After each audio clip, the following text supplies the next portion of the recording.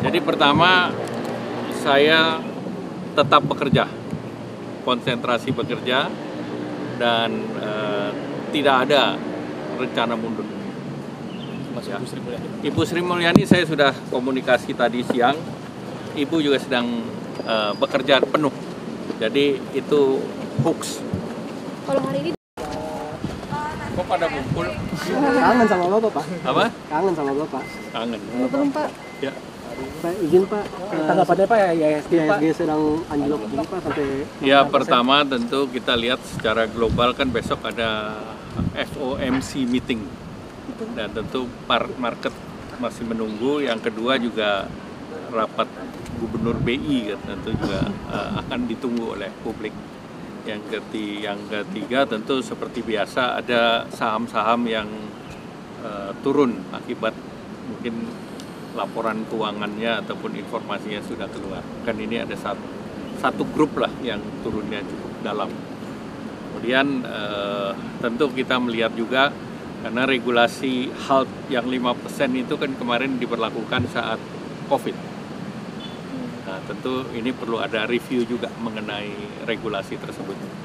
Tapi akan dilaporkan Pak Presiden ya Pak terkait Ya, tentu perkembangan perekonomian akan dilaporkan ke Bapak Presiden. Pak, tapi sejauh ini mengkhawatirkan nggak sih Pak? Kalau dari segi fundamental kan kuat. Kalau penurunan ini kan di berbagai negara saham naik turun biasa.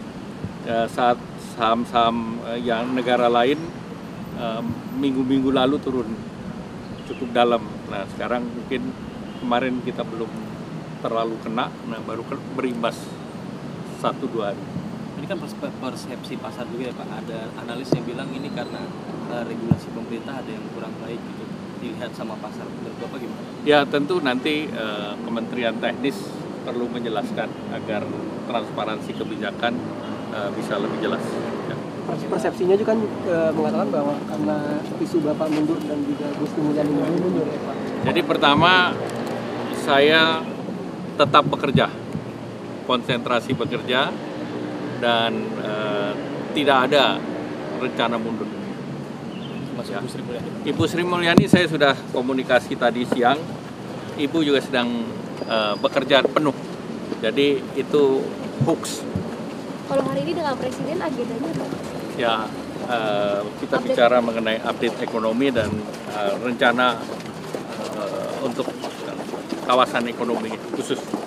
Pak, saham perbankan Himbara kan juga banyak disorot nih Pak. Ya. Itu katanya karena terlalu banyak tugas dari pemerintah Pak, kayak hapus kur, terus terakhir mau buat pinjaman. Kalau hapus kur kan itu sudah tidak ada di laporannya. Itu kan hapus, yang dihapus bukan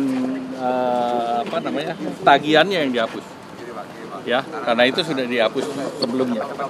Ya, apa? Aturannya.